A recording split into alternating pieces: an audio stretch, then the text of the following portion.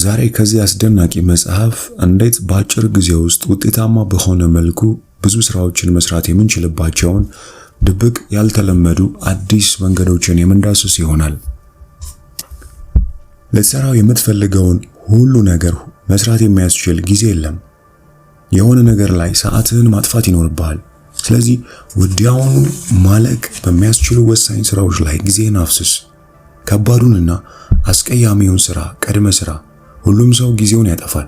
ስኬታማ በሆኑና ባልሆኑ ሰዎች መካከል ያለው ልዩነት ጊዜያቸውን ምን ላይ ማሳለፍ እንደሚመርጡ በማወቃቸው ላይ ነው። ከዚህ መጽሐፍ የምናየው ቁልፍ ነጥብ ይሄ ነው።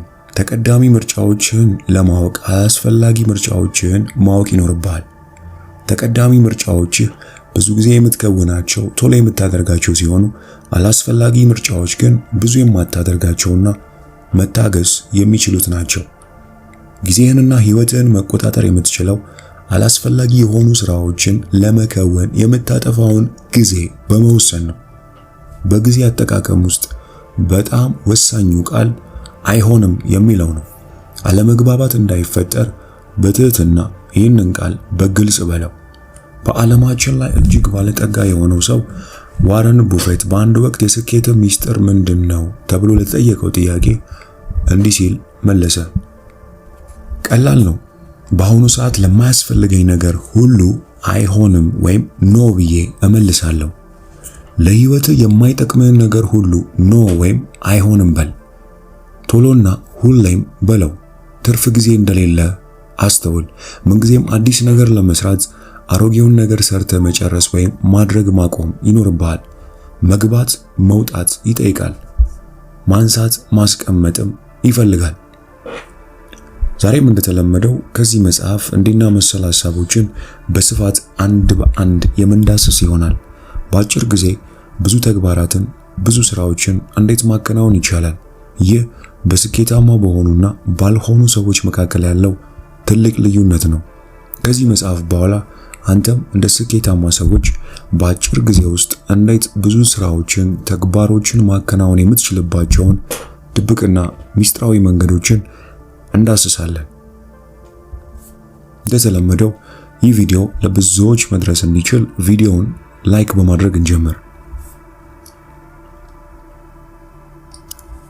ብዙ ሰዎች ሳያውቁትና ጊዜያቸውን በማጥፋት ይጠመዳሉ። በዚህም ምክንያት የረጅም ጊዜ ለውጥ የሚፈጥረውን ስራ የሚሰሩበት ትልቁና ጠቃሚው ሰዓት ያባክኑታል። ይህን የተለመደ ጸባይ ማስወገድ ይኖርብሃል።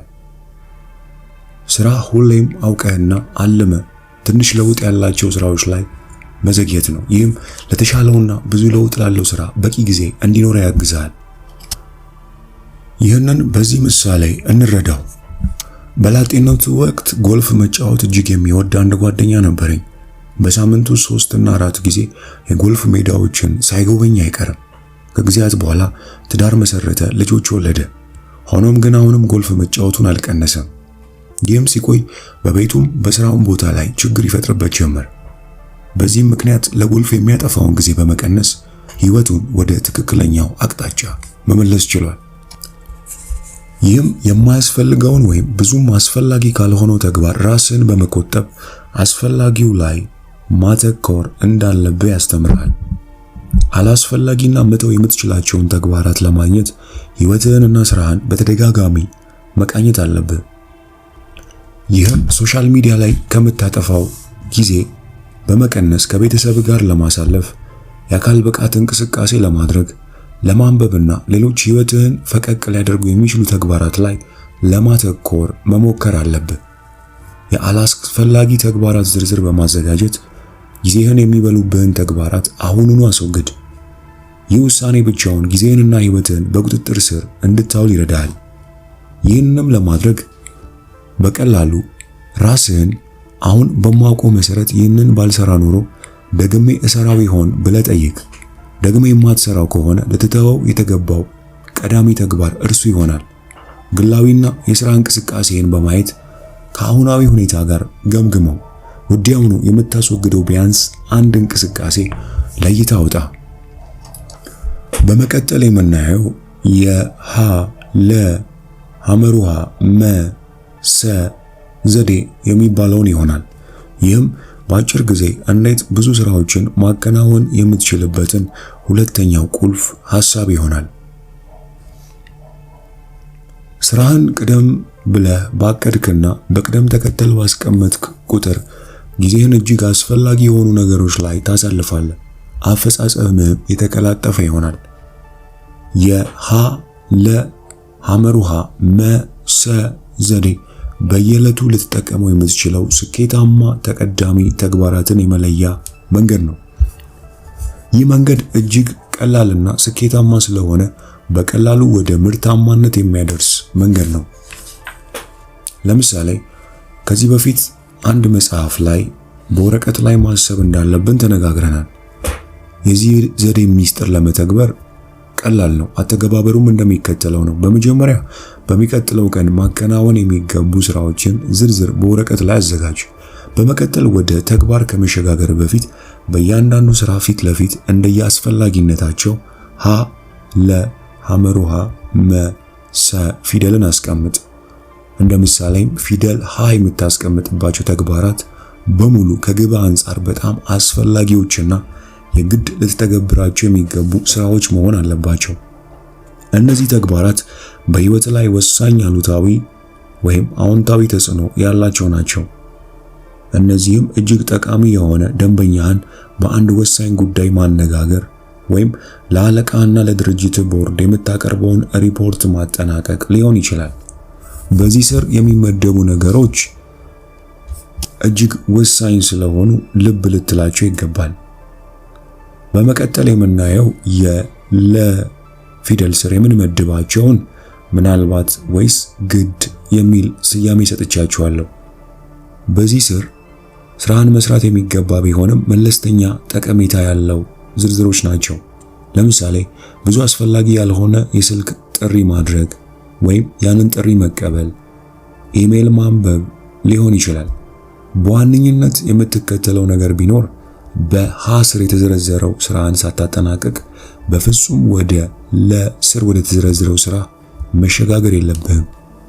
በመቀጠል ሐመሩሃ ስር የተዘረዘረውን ስራህን ብትሰራው መልካም የሚሆነው፣ ባትሰራው ግን የሚያስከትለው ጉዳት የሌለውን ነው።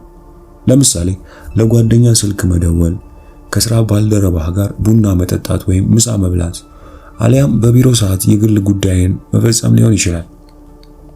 በመቀጠል በፊደል መ የተዘረዘረው ስራ ሌላ ሰው ልትወክልበት የምትችለው ነው። ሌላ ሰው ሊሰራልህ የሚችለው ማንኛውንም ስራ በውክልና መስጠት በራስህ ልትፈጽመው ለሚገባ የመጀመሪያው ማለትም የሃ ዝርዝር ስራዎች ራስህን ነፃ ለማድረግ ነው። በመቀጠል የሰ የተመሰረተው ስራ ሙሉ በሙሉ ታስወግደው የምትችለው ሲሆን በህይወት ሊያመጣ የሚችለው አንዳች ልዩነት የሌለው ነው። በዚህ ስራ ያሉ ተግባራት በአንድ ወቅት ወሳኝ የነበሩ አሁን ግን እርባና የሌላቸው ሊሆኑ ይችላሉ። ይህንን ዘዴ በስራ ዝርዝር ላይ ተግባራዊ ካደረግ በኋላ አስፈላጊ የሆኑ ስራዎችን በፍጥነት ለማከናወን ሙሉ በሙሉ ዝግጁ ትሆናለህ። ስለዚህ በፍጥነት ወደ ተግባር ግባ። ይህንን ስልት ተግባራዊ ለማድረግ ዋናው ዘዴ ስራህን ወዲያውኑ መጀመርና እስኪፈጸም ድረስ በአግባቡ ለመተግበር ስነ ስርዓት ወይም ዲሲፕሊን ተገዢ መሆን ነው። ይህንን ዘዴ መከተልና ወደ ተግባር መግፋት ለከፍተኛ ስኬትና በራስ መተማመን መነሻ ነው። በመቀጠል የምናየው ውጤት ላይ እንዴት ማተኮር እንደምትችል ነው። የትኛውም ቁሳዊና አእምሮአዊ ሀብት ሲሰበሰብ ችግር የመፍታት ኃይል በአያሌው እንዲጨምር ያደርጋል። ይህን የተናገረው ኖርመን ቪንሰንት ፔል ነው። ደሞዝ የሚከፈለኝ ለምንድን ነው የሚለው ጥያቄ በስራ ዘመን መጠየቅና መልስ ልትሰጠው የሚገባው ጥያቄ ነው። አብዛኛው ሰው ደሞዝ ለምን እንደሚከፈለው አያውቅ። ይህንን መልስ መመለስ ካልቻልክ ደግሞ በስራ ላይ የተሻለ ተከፋይ መሆን፣ እድገት ማግኘትና በምትችለው አቅም ሁሉ መስራት አትችልም። በቀላሉ ደሞዝ የሚከፈልህ አንድን ተግባር ለመከወን ነው። ደሞዝ ማለት ውሱን የሆነን ስራ ለመስራት የሚሰጥ ክፍያ ነው። የጥያቄው መልስ የሚከፈልህ ለምታገለግለው ድርጅት የተወሰነ ውጤት ከሌሎች ሰዎች አስተዋጽኦ ጋር ተደምሮ ደንበኞች ገንዘብ ለመክፈል ፈቃደኛ የሚሆኑበት ምርት ወይም አገልግሎት ማምጣት ሲችል ነው። ይህም ማለት ያንተ ስራ ለራስህ ውጤት ሲሆን ለሌሎች ግን ለስራቸው ግብአት ሊሆን ይችላል። የስራህን ዋና ዋና ውጤቶች ለይተህ ማወቅ የከፍተኛ ውጤታማና ብቃት መነሻ ነጥብ ነው። ከኃላፊ ጋር ውይይት አድርግበት። ከዚያም ያለህን ኃላፊነት በማመልከት ውጤቶችን በዝርዝር አዘጋጅ። የሥራ ባልደረቦችህ እንዲያውቁት አድርግ። ስምምነታቸውንም አረጋግጥ። በመቀጠል የምናየው የሶስትዮሽ ሕግጋትን ተግባራዊ ስለማድረግ ይሆናል። ባለህበት ቦታ ባለ ነገር ሁሉ የምትችለውን ሁሉ አድርግ። የምትፈጽማቸው 3 አንኳር ተግባራት ለተቋምም ሆነ ለራስህ የምታበረክተውን አብዛኛውን አስተዋጽኦ ይወክላል። የብቃትህን ጥግ ለመድረስ እነዚህን 3 ተግባራት ለይቶ ማወቅ፣ እነሱ ላይም ትኩረት ማድረግ ያስፈልጋል። በመቀጠል አንድ እውነተኛ ታሪክ ልንገርህ። ሳንዲያጎ የምትባል ከተማ ውስጥ ከኔ ጋር የሙሉ ጊዜ ስልጠና ከጀመረች ከ3 ወራት በኋላ ሲያትል ለጥናት ክበቡ ቀጣዩን ታሪክ ታጫውተናለች። ከ90 ቀናት በፊት እዚህ ስመጣ እንዴት ገቢዬን በእጥፍ ማሳደግ እንደምችል ነግራኝ ነበር። ይህ በወቅቱ ተአማኒ አይመስልም ነበር። ቢሆንም በፍጹም ልቤ ለሞክረው ተስማምቼ ነበር። በመጀመሪያ ቀን በሳምንት ወይም በወር ውስጥ የምሰራቸው ተግባራት ዘርዝሬ እንድጽፍ ጠየቀኝ። ከዚያም ኃላፊነት የምወስድባቸውን 17 ተግባራት በዝርዝር ጽፌ መጣው። በወቅቱ የነበረኝ ችግር እጅግ የሚያጣድፍ የሥራ መብዛት ነበር። በቀን ከ10 እስከ 12 ሰዓት በሳምንት 6 ቀን ስራዬ ላይ ስለማሳለፍ ከባለቤቴም ሆነ ከሁለት ልጆቼ ጋር በቂ ጊዜ ማሳለፍ አልችልም ነበር። ላለፉት 8 ዓመታት በፈጣን እድገት ላይ ላለ የሥራ ፈጠራ ተቋም ውስጥ ተቀጥሬ ስሰራ ሁልጊዜም እጅግ ብዙ ስራና ጥቂት ጊዜ ብቻ ይኖረኝ ነበር። እሷ ታሪኳን ትቀጥላለች። አንድ ቀን መዘርዘር አዘጋጀው ወይም የሥራ ዝርዝር አዘጋጀው። አንተ ይህንን ጥያቄ እንድጠይቅ ነገርከኝ። ከዘረዘርሻቸው ተግባራት ውስጥ ለተቋምሽ ላቅ ያለ አስተዋጽኦ ያለው የትኛው ነው? ይህንን ተግባር ከለየው ወዲህ ቁጥሩ ላይ አከበብኩት። በቀጣይም ቀጣዩ አሳሳቢ ስራ ምንድነው ብለህ ጠየቀኝ። በተመሳሳይ መልኩ ሶስተኛውን አሳሳቢ ተግባርም ለየን።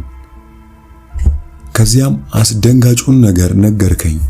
90% የሚሆነው ለተቋምሽ የምታበረክችው አስተዋጽኦ የሚወሰነው በእነዚህ ተግባራት ነው። የተቀረው በሙሉ መቀነስ፣ መወከል ወይም ሌላ ሰው ማስተላለፍ ወይም ሙሉ ለሙሉ መተው የምትችይው አጋዥ ወይም ማሟያ ነው። ይህ ለኔ በወቅቱ እጅግ አስደንጋጭ ነበር። እሷ ታሪኳን ትቀጥላለች። 3ቱን ተግባራት ስመለከታቸው እውነትም እነዚያን እጅግ አስፈላጊዎቹ ተግባራት መሆናቸውን ተረዳው። ይህ የሆነው አርብ ነበር። ሰኞ አለቃዬን አግኝቼው ከነዚህ 3 ተግባራት ውጭ ያሉትን ሁሉ እንዲያስተላልፍልኝ ወይም እንዲወክልልኝ ጠየቅኩት። እነዚህን ተግባራት ብቻ በመስራት ለተቋሙ የምሰጠውን አስተዋጽኦ በእጥፍ ማሳደግ እንደምችል ተገለጠልኝ። በእጥፍ ከሰራው ደግሞ በእጥፍ እንደሚከፈለኝ እንደምፈልግ ነገርኩት። አለቃዬ በፍጹም ጸጥታ ተዋጠ። አንድ ጊዜ ያዘጋጀሁትን የሥራ ዝርዝር አንድ ጊዜ እኔን አፈራርቆ አየኝ። ከዛም ልክ ነሽ፣ እነዚህ በደንብ መሰራት የምትችያቸውና ወሳኝ ተግባራት ናቸው። ለቀሩት አስተላልፍልሻለሁ ወይም ሰው እወክልልሻለሁ። እንዳልሽው ከስራሽ ወይም ከደሞዝሽ በእጥፍ አሳድግልሻለሁ አለኝ። እርሱም እንዳለው አደረገ። እኔም ቃሌን ጠበቅኩ። በቀጣዮቹ 30 ቀናት ውስጥ አበርክቶዬን አሳደግኩ። ማስተላለፍ የምችለውን አስተላለፍኩ፣ መወከል የምችለውን ወከልን።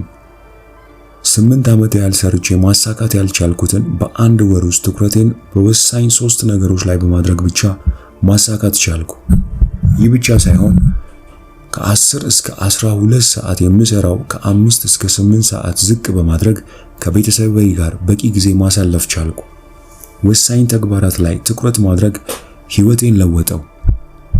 በሥራ ዓለም ውስጥ በጣም ወሳኙ ቃል ምናልባትም አስተዋጽኦ የሚለው ነው። የስሜት ሆነ የገንዘብ ሽልማት የሚወሰነው ባስመዘገብከው ውጤት ልክ ነው። ሽልማትህን መጨመር ከፈለግ የምትሰራውን ሥራ መጨመር ላይ ትኩረት ማድረግ አለብህ።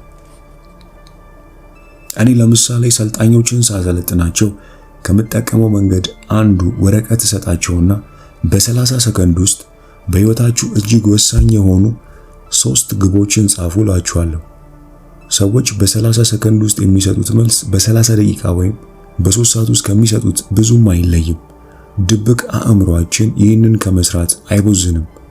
ከ80% በላይ የሚሆኑ ሰዎች ላይ ሶስቱ ግባቸው ተመሳሳይ ነው። የመጀመሪያው ከገንዘብ ወይም ስራ ጋር የተያያዘ፣ ሁለተኛው የቤተሰብ ወይም ግላዊ ግንኙነቶች፣ ሶስተኛው ጤናና የሰውነት አቋምን የተመለከቱ እቅዶች ናቸው። ይህም መሆን ያለበት ነው። የህይወታችን ወሳኝ ቦታዎች ሶስቱ ናቸው። ለራስ ከ10 ውጤት ከሰጠ የቱ ላይ ጥሩ እንደሆንክ፣ የቱ ጋር ማሻሻል እንዳለብህ ማወቅ ትችላለህ። ስልጠናችን ሲቀጥልም ይህንን ልምምድ የሚከተሉትን ጥያቄዎች በመጠየቅ እናዳብረዋለን። በአሁን ሰዓት ወሳኝ የምትችላቸው 3 የሥራ ግቦች ምንድናቸው? በአሁን ሰዓት ወሳኝ የምትላቸው 3 የቤተሰብና የግንኙነት ግቦች ምንድናቸው? በአሁን ሰዓት ወሳኝ የምትላቸው 3 የገቢ ማስገኛ ግቦች ምንድናቸው? በአሁን ሰዓት ወሳኝ የምትላቸው 3 የጤና ግቦች ምንድናቸው? በአሁን ሰዓት ወሳኝ የምትላቸው 3 የግላዊና የፕሮፌሽናል እድገት ግቦች ምንድናቸው? በአሁን ሰዓት ወሳኝ የምትላቸው 3 የማህበረሰብና የግንኙነት ግቦች ምንድናቸው? በአሁን ሰዓት በህይወት ላይ ያሉ 3 ትልልቅ ችግሮችና አሳሳቢ ሁኔታዎች ምንድናቸው? እነዚህን ጥያቄዎች በ30 ሰከንድ ውስጥ ለመመለስ ስትገደድ የምታገኘው መልሶች ራስህን ያስደንቁሃል። መልሱ ምንም ይሁን ምን በአብዛኛው ትክክለኛ መሆኑ አይቀሬ ነው። እነዚህም መልሶች አስፈላጊው ነገር ምን እንደሆነ ይነግሩሃል። ግቦችን ስትቀርጽ መቀናጀት፣ መደራጀት፣ አንድ ተግባር ላይ ማተኮርና በጣም አስፈላጊውን ስራ በቅድሚያ መፈጸም አስፈላጊ ነው። ይህም ረጅም ደስተኛና ጤነኛ ህይወት እንድትመራ ይረዳሃል። ጊዜ አጠቃቀም ፍጻሜ ላይ የምትደርስበት መንገድ ነው። የጊዜ አጠቃቀም ችሎታን ማዳበር የሚኖርብህ ዋነኛው ምክንያት ወሳኙን ስራ ማጠናቀቅ ትችል ዘንድ ነው። ይህም ስራህን ቶሎ ጨርሰ ግላዊ የሆነው ነገር ላይ እንድታተኩር በቂ ጊዜ ይሰጣል። 85% የሚሆነው ደስታ የሚመነጨው ከሰዎች ጋር በሚኖር ግንኙነት ነው። የግንኙነት ጥራት የሚወሰነው ደግሞ ለግንኙነቱ የምትሰጠው ጊዜ ነው። ስለዚህ በስራ ላይ የምታሳየው የጊዜ ጥራትና በቤት የምታሳልፈው የጊዜ ብዛት ወሳኝ ነው። ህይወት ላይ መመጣጠን ለመፍጠር ልትሰራበት የተገባው ጊዜ ሁሉ ልትሰራበት ይገባል። አንገትህን ደፍተህ ስራ፣ ቀድመህ ተገኝ፣ ቆይተህ ውጣ። ጊዜን አታባክን። ጊዜህን በእንቶ ፈንቶና በወሬ አታጥፋ። በስራ ሰዓት በአግባቡ ባለመስራት ራስ ላይ ጭንቀት ታተርፋለህ። አልፎ መሆን የምትችለውን ሰው ባለመሆን ቤተሰቦችህን ትበድላቸዋለህ። ማመጣጠን የአማራጭ ጉዳይ አይደለም። በስራና በግላዊ ህይወት ላይ ማመጣጠን ይኖርብሃል። አንዳንድ ሰዎች ወደኔ ይመጡና በስራና በቤተሰቤ መሃል ጊዜን ማመጣጠን የምችለው እንዴት ነው ብለው ይጠይቁኛል። እኔም መልሼ እጠይቃቸዋለሁ። በገመድ ላይ የሚራመድ ሰው ማመጣጠን ያለበት ምን ያህል ነው ብዬ እጠይቃቸዋለሁ። ትንሽ አስበው ሁል ጊዜ ብለው ይመልሱልኛል። እኔም መልሱ ይህ እንደሆነ ነግራቸዋለሁ። ደረስኩት፣ ጨረስኩ ተብሎ የሚተው ነገር አይኖርም። ሁልጊዜም ስራ ይፈልጋል። ሁልጊዜም ማመጣጠን ይፈልጋል። ሁልጊዜም ስራህን በፍጹም መሰጠት መስራት ይኖርብሃል። ይህንን ስታደርግ ግን ለምን እንደምትሰራ መርሳት የለብህም። ስራህን በተገቢው ሰዓት ከሰራ ከምትወዳቸው ሰዎች ጋር ለማሳለፍ በቂ ጊዜ ይኖርሃል። ይህም አንተን ደስተኛ እንድትሆን ያደርጋል። እስኪ እነዚህን ነገሮች አድርግ። ስራ ላይ በጣም ወሳኝ የምትላቸውን 3 ተግባራት አሁኑኑ ዘርዝር። ራስህንም የቱን ስራ ብሰራ ስራዬ ላይ ትልቅ አስተዋጽኦ ያደርግልኛል ብለህ ጠይቅ። ይህንን ተግባር 2 ጊዜ ተለማመድ። አንድ ጊዜ ወሳኝ የምትላቸውን 3ቱን ከለየ ወዲህ እነሱ ላይ ሙሉ ለሙሉ ትኩረትህን አድርገህ ስራ። በመቀጠል በእያንዳንዱ የህይወት ቦታዎች ላይ 3 ወሳኝ የምትላቸውን ተግባራት ላይ በአስፈላጊነታቸው መጠን ቅደም ተከተል ስጣቸው። ለተግባራዊነታቸው እቅድ አውጣ። በየቀኑ ወደ ተግባር ግባ። በቀጣዮቹ ወራትና ዓመታት የምትደርስበት ለውጥ ራስህን ያስደንቃል። ለዛሬ ከዚህ መጽሐፍ በመጨረሻ የምናየው ወሳኙን ቁልፍ ከመጀመር በፊት በቂ ዝግጅት ስለማድረግ ይሆናል። አሁን ያለ ችሎታ ምንም ያህል ቢሆን በህይወት ዘመን በሙሉ ልትደርስ ከምትችለው የበለጠ አቅም በውስጥ አለ። የሥራ ማዘግየትን ለማስወገድ በቅድሚያ ለሥራ አስፈላጊ የሆኑ ነገሮችን አሟላ። ሙሉ ዝግጅት ሲኖርህ ልክ እንደ ተቀባበለ መሳሪያ ወይም እንደ ተገተረ ቅርጽ ዝግጁ ትሆናለህ። ይህ ዝግጅት ካለ ስራን ለመፈጸም ጥቂት የአእምሮ ተነሳሽነት ብቻ ነው የሚያስፈልገው። ይህን ልክ ምግብ ለመስራት እንደምንወስደው ዝግጅት አስበው። በቅድሚያ ሁሉንም ቅመማ ቅመሞችና ግብአቶች ታዘጋጃለህ። ከዚያም መስራትህን ትቀጥላለህ። የመስሪያ ቦታህ ወይም አካባቢህን ማጽዳት ጀምር። ጠረጴዛ ላይ ያሉ ትኩረትህን ልታደርግ የሚገባውን አንድ ነገር ብቻ መሆን አለበት። ስራን መጨረስ የሚያስችልህ እያንዳንዱን መረጃ፣ ሪፖርት፣ ዝርዝር ወረቀትና ግብአት አዘጋጅ። ሳትነሳ ወይም ሳትለፋ ማግኘት እንድትችል አጥብቀህ አድርጋቸው። የሥራ ቦታህን ምቹና የሚስብ እንዲሁም ለረጅም ጊዜ ልትቆይበት የምትችለው እንዲሆን አድርግ።